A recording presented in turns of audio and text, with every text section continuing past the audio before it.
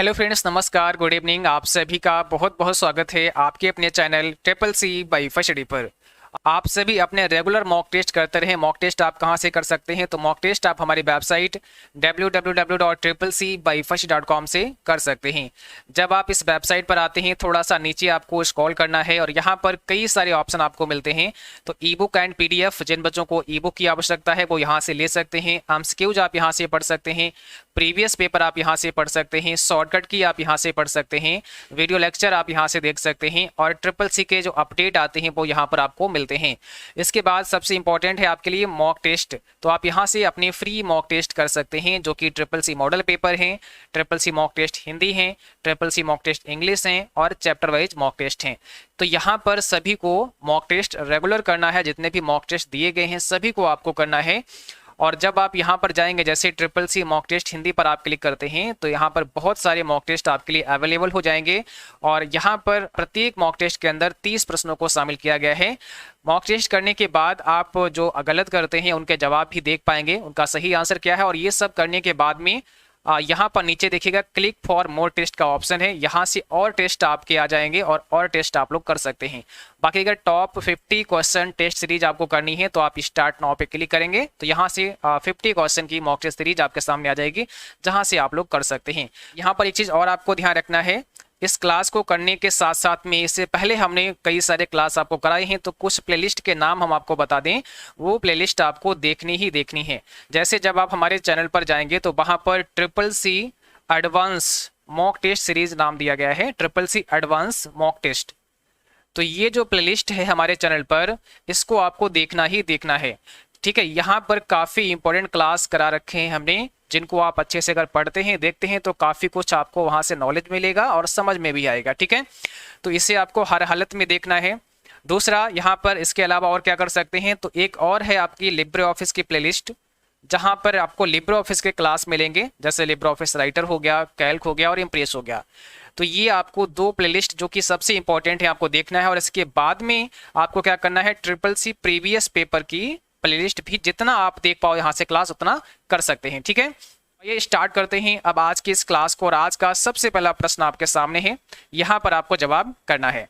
Printer की गुणवत्ता इस पर निर्भर करती है कि इमेज को प्रिंट करने में कितने डैश प्रयुक्त होते हैं।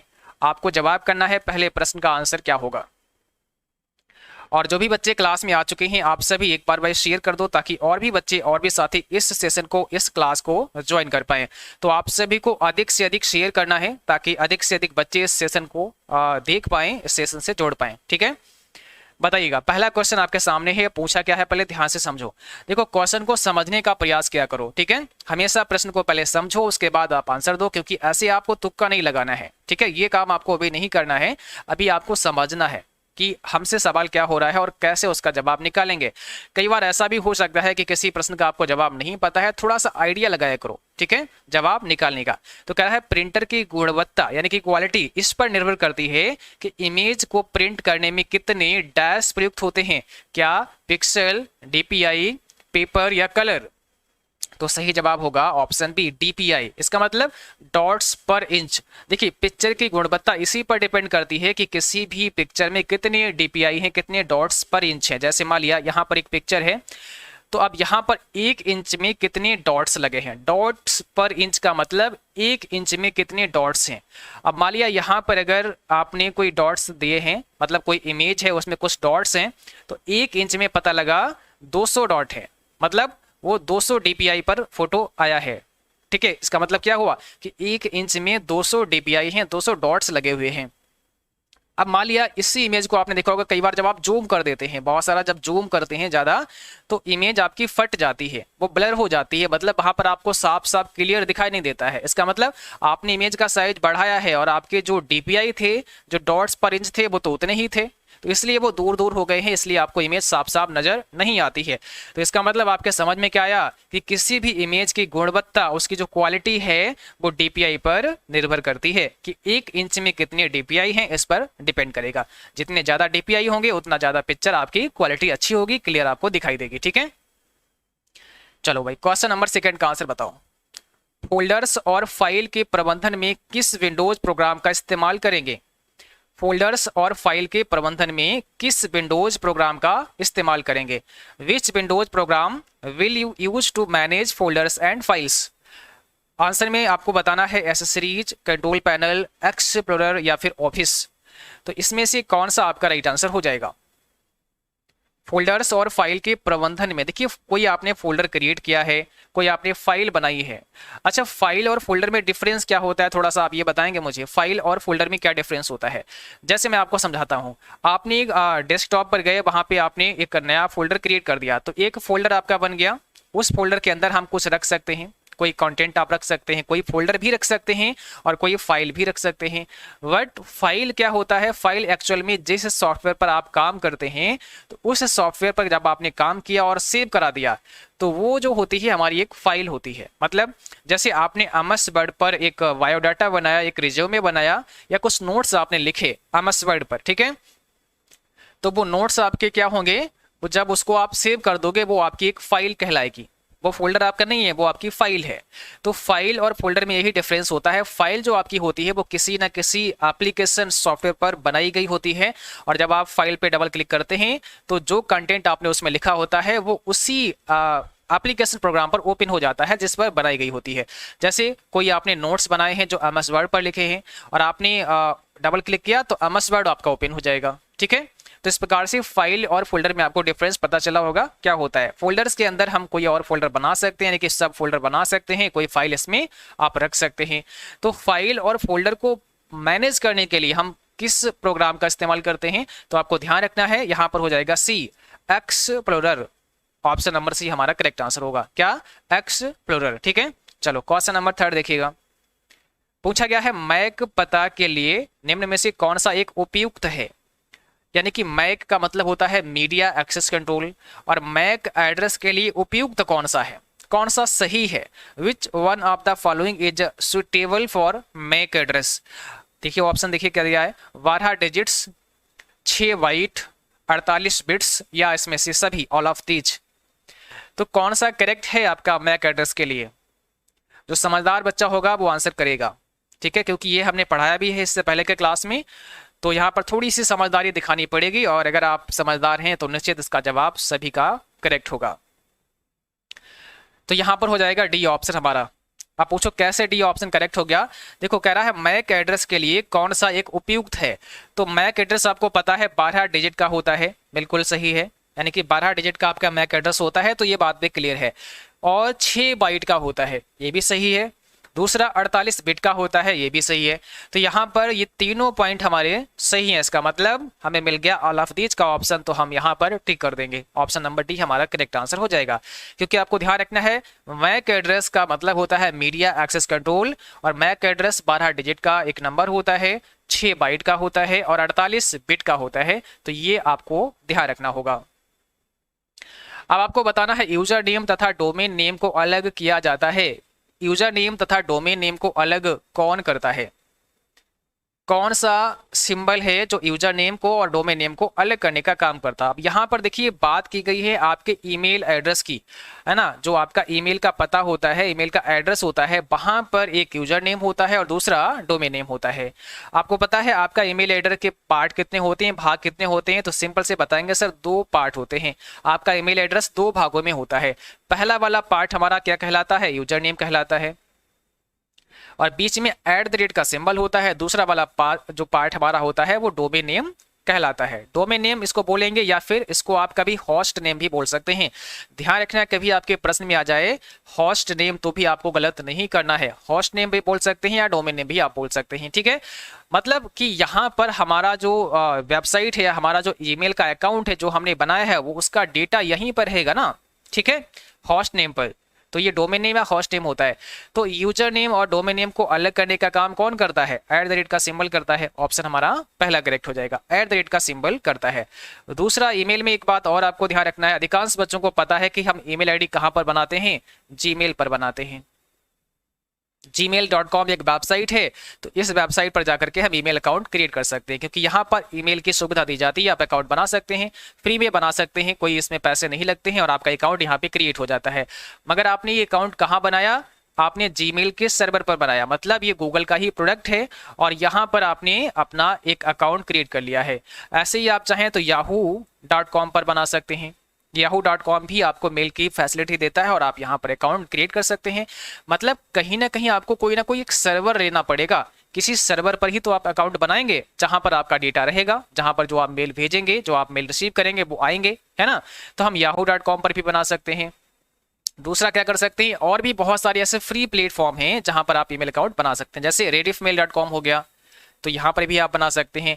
अच्छा, अगर हम आपसे कहें कि CCCwifi.com पर आप ईमेल अकाउंट बना सकते हैं, तो आप बोलेंगे यस सर बना सकते हैं, बट आप नहीं बना सकते हैं क्योंकि हमने ऐसी फैसिलिटी दी नहीं है बनाने के लिए कि कोई भी व्यक्ति आकर के ईमेल अकाउंट क्रिएट कर सकता है। बट यहाँ पर कौन बना सकता है, जो ऑनर है, मतलब किसी वेबसाइट का अगर कोई भी ऑनर है तो वो अपनी वेबसाइट पर ईमेल अकाउंट क्रिएट कर सकता है।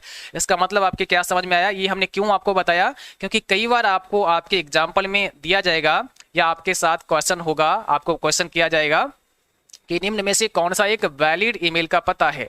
और हमने कई बार देखा है, अपने ऑफलाइन क्लासेस में भी देखा है कि बच्चे अधिकांश गलत कर देते हैं। कब, जब उनसे कहा जाता है कि यहाँ पर लिखा है help@CCCwifi.com, ऐसे लिखा तो बोले सर ये तो गलत है, ये ईमेल का पता नहीं है।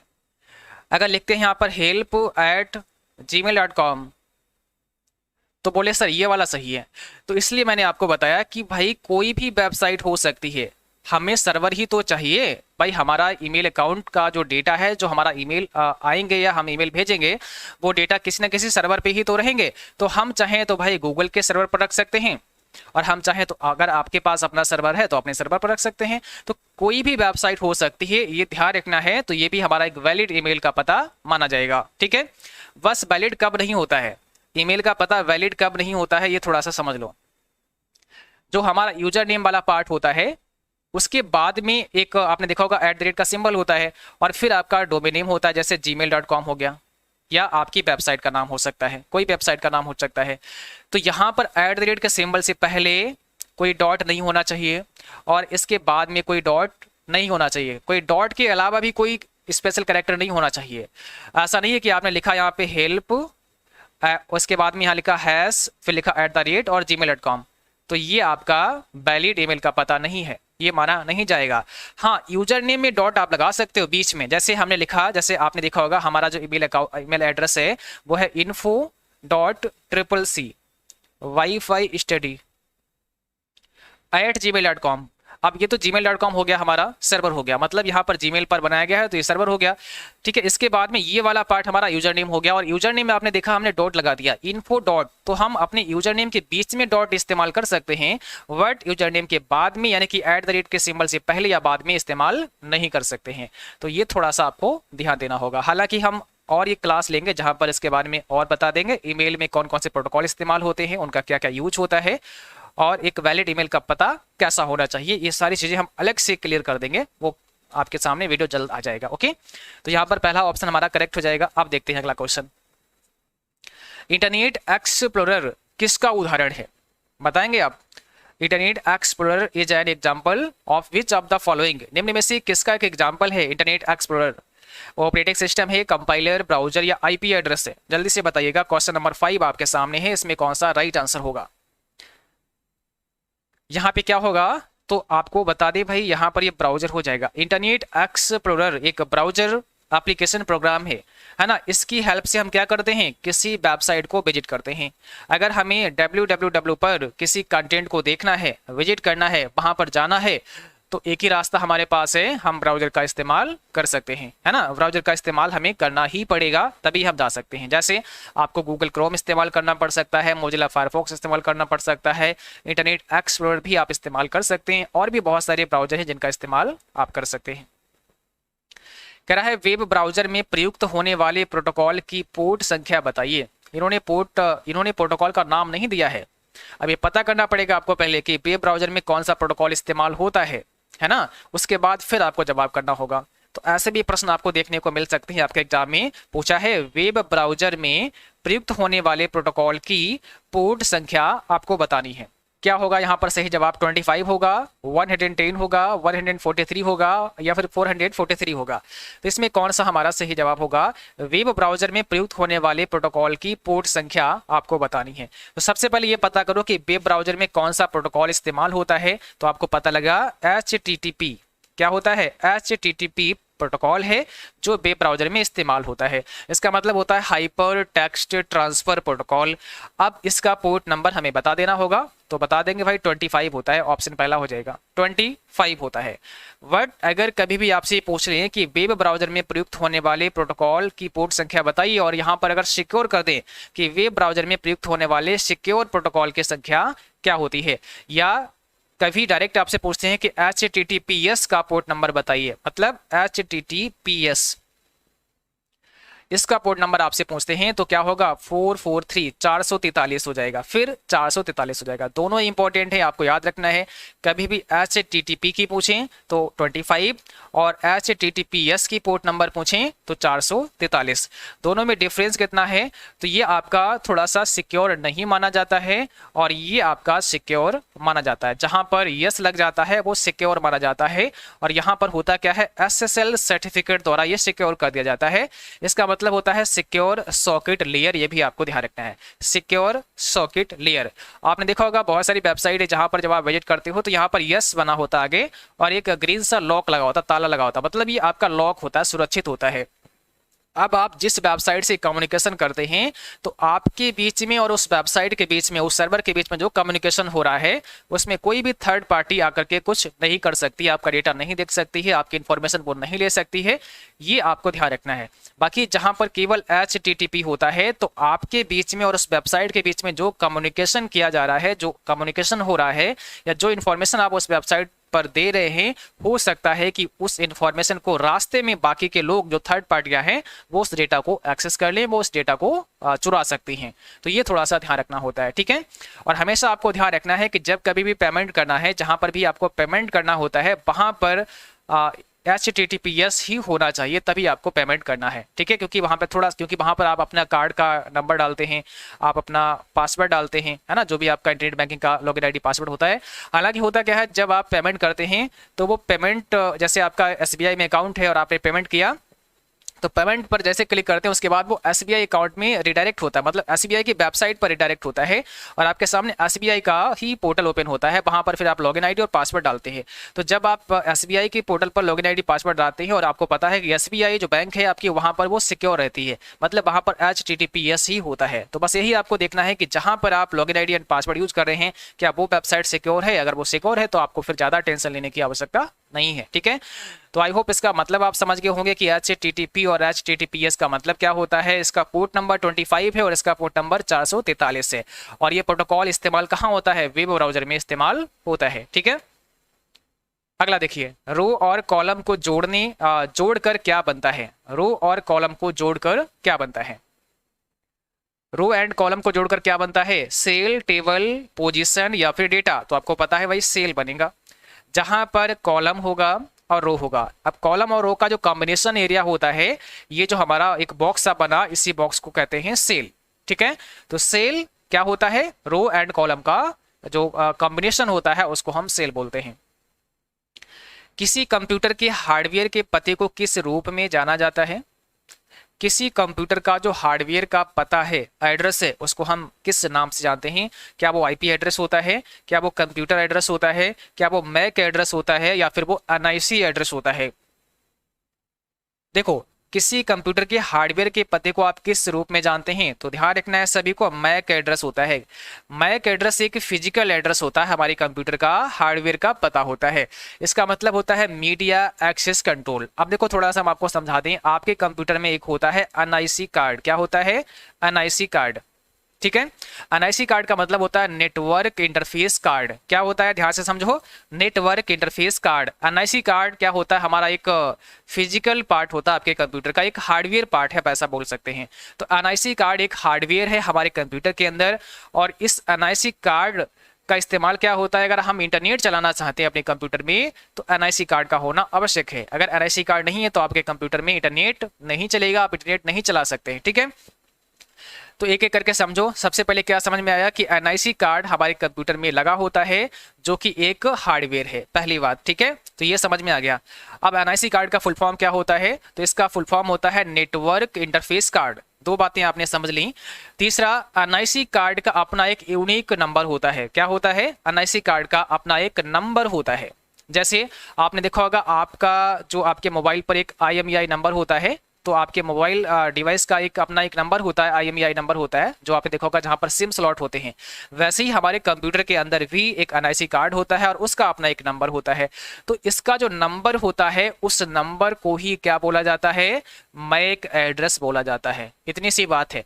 तो मैक एड्रेस एक हार्डवेयर का ही तो पता हुआ। अगर हम आपसे कहें भाई मैक एड्रेस है क्या, तो आप बताओगे सर मैक एड्रेस तो एनआईसी का नंबर होता है।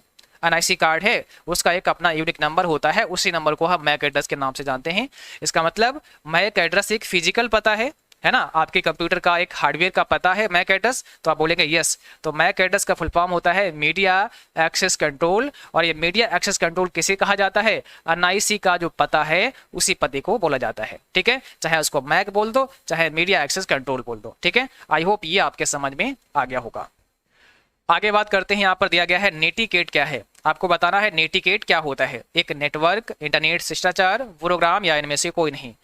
तो सिंपल सी बात है, हमेशा आपको ध्यान रखना है नेटिकेट क्या है, एक इंटरनेट शिष्टाचार है। ऑप्शन नंबर बी हमारा करेक्ट होगा, इंटरनेट शिष्टाचार है आपका नेटिकेट। माउस का प्रयोग GUI में किया जाता है, बताइएगा ट्रू फॉल्स में जवाब करना है। क्या माउस का इस्तेमाल GUI में किया जाता है। अब GUI क्या होता है, इसका मतलब होता है ग्राफिकल यूजर इंटरफेस। जैसे हमारा विंडोज है, आपका जो विंडो है वो कैसा है, ग्राफिकल यूजर इंटरफेस पर आधारित है। तो माउस का इस्तेमाल हम कब करते हैं, GUI में करते हैं, ठीक है। ऑप्शन हमारा यहाँ पे पहला होगा, ट्रू हो जाएगा। पूछा है IP एड्रेस एक यूनिक पता होता है। IP एड्रेस एक कैसा पता होता है, एक विशिष्ट पहचान संख्या होती है, एक यूनिक पता होता है। यूनिक पता का मतलब ये है कि वो एड्रेस फिर और किसी का नहीं हो सकता है, ठीक है। तो यहाँ पर क्या होगा, बिल्कुल सही है, ऑप्शन हमारा पहला करेक्ट हो जाएगा। IP एड्रेस एक यूनिक पता होता है, एक यूनिक एड्रेस होता है, आपको ध्यान रखना है। तो ऑप्शन हमारा पहला करेक्ट हो जाएगा। आपको बताना है OSI मॉडल में कुल कितनी लेयर होती हैं, टोटल नंबर ऑफ लेयर आपको बतानी है OSI मॉडल में।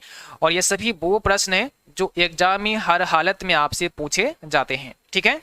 OSI का मतलब आप लोग बताएंगे क्या होता है, इसका फुल फॉर्म क्या होता है, ओपन सिस्टम इंटरकनेक्शन होता है। ओपन सिस्टम इंटरकनेक्शन इसका फुल फॉर्म होता है। इसमें कुल कितनी लेयर होती हैं, तो आपको बताना है 7 लेयर होती हैं। टोटल नंबर ऑफ लेयर 7 होती हैं आपके OSI मॉडल में, जो कि आप यहाँ पर देख सकते हैं। आपका एप्लीकेशन लेयर होता है, प्रेजेंटेशन लेयर होता है, सेशन लेयर होता है, ट्रांसपोर्ट लेयर होता है, नेटवर्क लेयर होता है, डाटा लिंक लेयर होता है और फिजिकल लेयर होता है। तो टोटल जो लेयर होती हैं वो आपकी 7 होती हैं। ये ध्यान रखना है, कुछ हमारी सॉफ्टवेयर लेयर होती हैं, जैसे एप्लीकेशन हो गया, प्रेजेंटेशन हो गया और सेशन हो गया, ये हमारी सॉफ्टवेयर लेयर होती हैं। जो आपकी ट्रांसपोर्ट लेयर हो गई, इसको हम हार्ट ऑफ OSI भी बोलते हैं, ठीक है, हार्ट ऑफ OSI भी बोला जाता है। और नेटवर्क लेयर जो आपकी हो गई, डाटा लिंक लेयर हो गई और फिजिकल लेयर हो गई, ये हमारी हार्डवेयर लेयर होती है। तो थोड़ा सा इस पर भी ध्यान देना है, हो सकता है कि इस टाइप से अगर सवाल आता है तो आप इसका भी जवाब आसानी से कर पाओगे, ठीक है। अब बात करते हैं क्लाउड कंप्यूटिंग में क्लाउड का क्या मतलब होता है। क्लाउड कंप्यूटिंग का आपने नाम सुना होगा, और क्लाउड कंप्यूटिंग में क्लाउड का मतलब आपको समझाना है।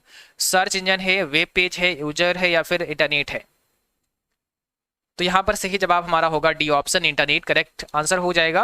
और देखिए हमारा जो क्लाउड कंप्यूटिंग है उसमें कई बार आपसे पूछते हैं कि क्लाउड कंप्यूटिंग के मॉडल के बारे में आप बताइए, ठीक है। तो आपको ध्यान रखना, एक तो हमारा IaaS है, इसका फुल फॉर्म क्या होता है, इंफ्रास्ट्रक्चर एज ए सर्विस, ठीक है। दूसरा हमारा PaaS होता है, इसका मतलब होता है प्लेटफॉर्म एज ए सर्विस। और तीसरा हमारा SaaS होता है, इसका मतलब होता है सॉफ्टवेयर एज ए सर्विस। तो आपको ध्यान रखना है infrastructure as a service, platform as a service और सॉफ्टवेयर एज ए सर्विस। तो ये 3 मॉडल हैं, इसके आपको पता होनी चाहिए। इनका फुल फॉर्म भी अक्सर आपके एग्जाम में पूछा जाता है। और निम्न में से कौन सा डोमेन शिक्षा से संबंधित है, कौन सा डोमेन शिक्षा से, एजुकेशन से संबंधित है। देखो कुछ डोमेन के एक्सटेंशन नेम होते हैं, ठीक है। जैसे बहुत सारी वेबसाइट होती हैं, आपने देखा होगा किसी वेबसाइट के लास्ट में .com लगा होता है, किसी के लास्ट में .net लगा होता है, किसी के लास्ट में .edu लगा होता है, किसी के लास्ट में .gov लगा होता है।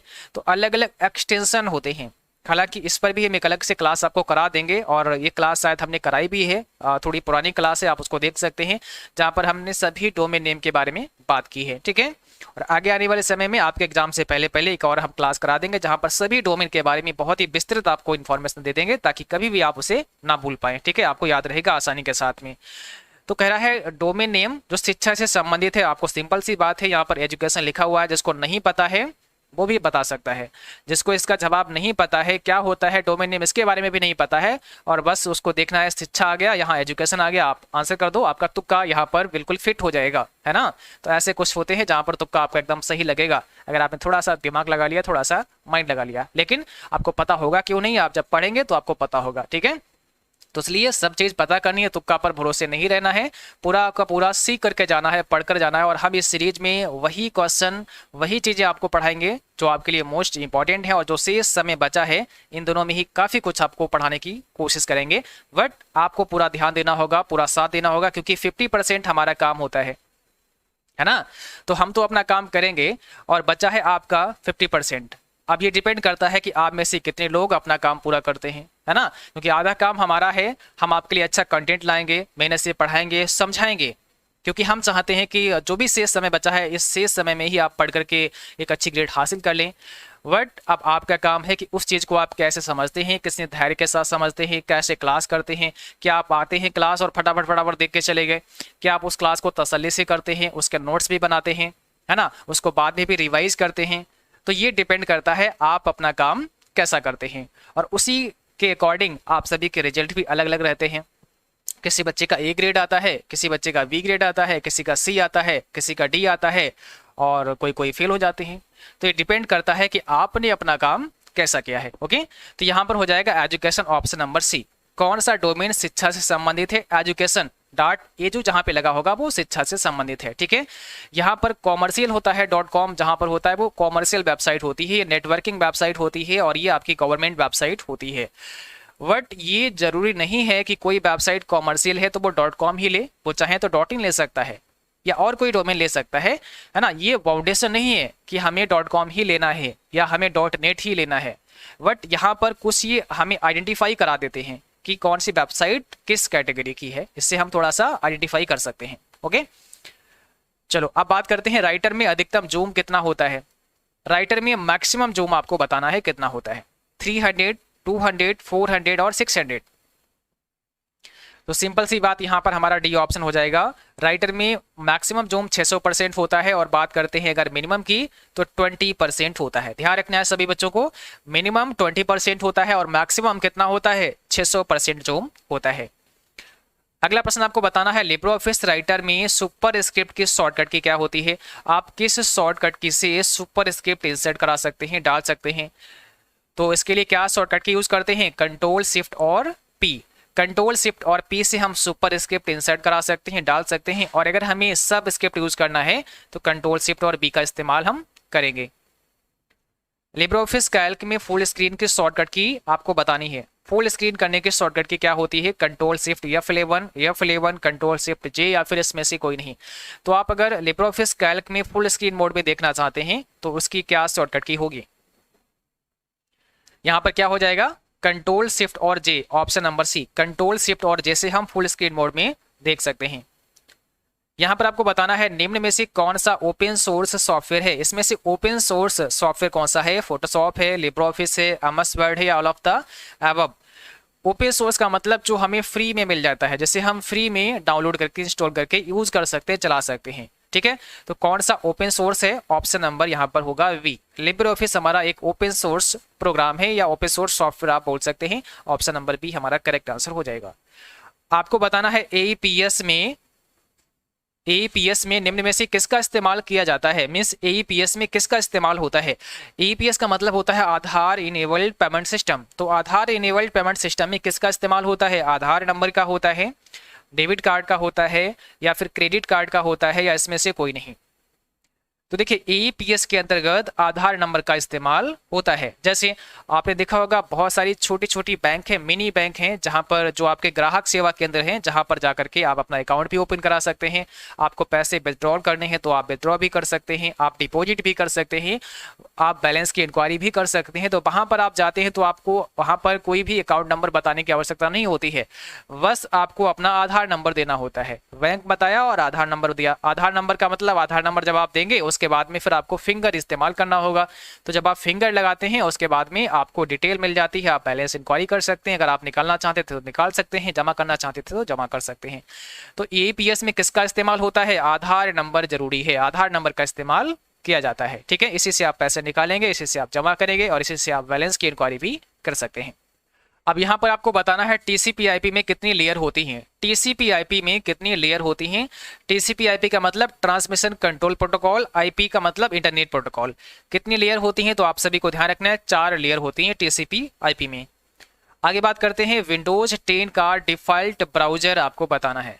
विंडोज 10 का डिफॉल्ट ब्राउजर का नाम सभी को पता होना चाहिए। सभी टॉप सेलेक्टेड प्रश्न है, मतलब आप इनको ट्रेडिशनल प्रश्न बोल सकते हैं, वो प्रश्न जो एग्जाम में आते ही आते हैं, तो सभी को पता होना चाहिए। ठीक है, क्या होगा इसका सही जवाब?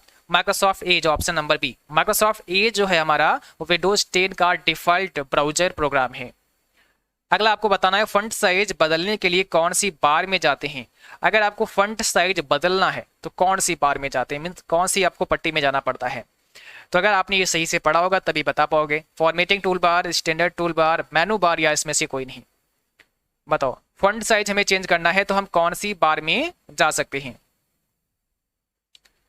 तो यहां पर हमारा करेक्ट जवाब क्या होगा? ऑप्शन नंबर हो जाएगा पहला, फॉर्मेटिंग टूल बार। हम फॉर्मेटिंग टूल बार में जाकर के फंट साइज को बदल सकते हैं, चेंज कर सकते हैं। ठीक है, ऑप्शन हमारा पहला यहाँ पे करेक्ट होगा। इंप्रेस में अधिकतम जूम कितना होता है? इंप्रेस में मैक्सिमम जूम आपको बताना है, क्या होगा? इंप्रेस में जो मैक्सिमम जूम होता है वो होता है 3000% और मिनिमम 5%। तो मैक्सिमम 3000% और मिनिमम 5% होता है, आपको ध्यान रखना है। आगे बात करते हैं, क्या बोल्ड फॉन्ट नॉर्मल फॉन्ट से डार्क होता है? अगर कोई भी फॉन्ट आपने बोल्ड कर दिया है, जो भी आप लिखते हैं कोई टेक्स्ट, उसको अगर आपने बोल्ड कर दिया है तो क्या वो आपका एक डार्क फॉन्ट कहलाएगा? तो यस, आपका ऑप्शन पहला करेक्ट होगा। बोल्ड करते हैं तो वो डार्क हो जाता है, ऑप्शन हमारा पहला करेक्ट होगा। आपको बताना है आईएमपीएस का फुल फॉर्म क्या होता है। आईएमपीएस का फुल फॉर्म आप सभी को बताना है, इसमें कौन सा करेक्ट जवाब होगा। आईएमपीएस का मतलब क्या हो जाएगा? इमीडिएट पेमेंट सर्विस हो जाएगा, ऑप्शन नंबर पहला हमारा करेक्ट होगा। इमीडिएट पेमेंट सर्विस होता है आईएमपीएस का फुल फॉर्म। अगला आपको बताना है वीसीसी का फुल फॉर्म क्या होता है। What is the full form of VCC? VCC का पूरा नाम सभी को पता होगा, जब आप मेल करते हैं तो मेल के अंदर आपको वीसीसी और सीसी का भी ऑप्शन मिलता है। तो वीसीसी का मतलब होता है ब्लाइंड कार्बन कॉपी और सीसी का मतलब होता है कार्बन कॉपी। ठीक है, तो यहाँ पर हो जाएगा ब्लाइंड कार्बन कॉपी। आपको बताना है एईपीएस में ई क्या होता है, मीन्स एईपीएस में ई क्या दर्शाता है। एईपीएस में ई का फुल फॉर्म आपको बताना होगा, तो इसका मतलब क्या हो जाएगा? इनेबल्ड हो जाएगा, आधार इनेबल्ड पेमेंट सिस्टम। तो इनेबल्ड आपका राइट आंसर है। यहां पर आपको बताना है *99# क्या है। What is *99#? एक आईएफएससी कोड है, एक यूएसएसडी कोड है, या फिर आईपी एड्रेस है, या फिर इसमें से कोई नहीं। तो इसमें कौन सा आपका सही जवाब होगा? ऑप्शन नंबर बी, एक यूएसएसडी कोड है *99#, ये आपको ध्यान रखना है। आईएफएससी कोड कितने डिजिट का होता है ये आपको बताना। How many digit in IFSC code? आपके आईएफएससी कोड में कितने डिजिट होते हैं, कितने डिजिट का आईएफएससी कोड होता है? 10, 11, 12, 13, कौन सा होगा राइट आंसर? और भाई जिन बच्चों ने क्लास को अभी तक लाइक नहीं किया है तो प्लीज़ आप सभी क्लास को लाइक करें, शेयर करें। ठीक है, लाइक सबको करना है और शेयर भी करना है। और अगर अभी तक आपने चैनल को सब्सक्राइब नहीं किया है तो आपको कर लेना है, क्योंकि जो भी क्लास हो उसका नोटिफिकेशन मिलना भी आपके लिए बहुत ही जरूरी है, तभी आप समय पर क्लास कर पाओगे। ओके, तो यहाँ पर हो जाएगा ऑप्शन बी, 11 डिजिट का होता है आपका आईएफएससी कोड, ही आपको ध्यान रखना है। यहाँ पर कुछ इंपॉर्टेंट पॉइंट आपको समझने होंगे, जैसे आईएफएससी कोड जो हमारा 11 डिजिट का होता है, इसमें शुरुआत के जो 4 डिजिट होते हैं वो बैंक के नेम को प्रेजेंट करते हैं। मीन्स कौन सा बैंक है, क्या वो SBI है, क्या वो BOB है, या फिर HDFC है, या और कोई बैंक है, तो फर्स्ट 4 जो डिजिट हमारे होते हैं वो बैंक के नाम को दर्शाते हैं। और ये एग्जाम में बहुत बार पूछा गया है, इसलिए हमने यहाँ पर शामिल किया है। 5वां जो डिजिट होता है वो आपका 0 होता है। क्या होता है? 0 होता है। और लास्ट का 6 डिजिट आपका जो होता है वो रिप्रेजेंट करता है ब्रांच के नेम को, कि भैया कौन सी ब्रांच है। तो आपको समझ आया, जो 11 डिजिट होते हैं इनमें शुरुआत के 4 बैंक के नेम को दर्शाते हैं, 5वां 0 होता है, और लास्ट के 6 डिजिट जो आपके होते हैं वो ब्रांच के नाम को बताते हैं कि कौन सी आपकी ब्रांच है। कैल्क में फुल स्क्रीन करने की शॉर्टकट की बताइए। ये दोबारा से क्वेश्चन आ गया है, रिपीट हो गया है क्योंकि अभी हमने कराया था। तो आपको पता होगा कंट्रोल शिफ्ट और जे होगा, option number B. Control shift और जे होता है कैल्क में फुल स्क्रीन करने की शॉर्टकट की। तो ऑप्शन नंबर यहाँ पर बी करेक्ट हो जाएगा। और आज की क्लास बस यहीं तक थी। आई होप आप सभी को क्लास पसंद आई होगी। क्लास अच्छी लगी उसको लाइक करना और कमेंट बॉक्स में बताना है कि क्लास आपको कैसी लगी, समझ में आया या फिर नहीं आया, ठीक है। और अगर किसी का कोई भी सवाल है तो आप हमें व्हाट्सअप कर सकते हैं 9452299436 पर, या फिर हमें मेल कर सकते हैं। इसके अलावा अगर अभी तक आपने हमें इंस्टाग्राम पर फॉलो नहीं किया है तो भाई इंस्टाग्राम पर फॉलो कर लेना है। ID है CCC वाईफाई स्टडी, ठीक है। और जिनका भी एग्जाम अक्टूबर में है तो आप सभी इस एप्लीकेशन को डाउनलोड कर सकते हैं। अगर आपको पैड बैच लेना है हमारा तो आप उस पैड बैच में एनरोल कर सकते हैं।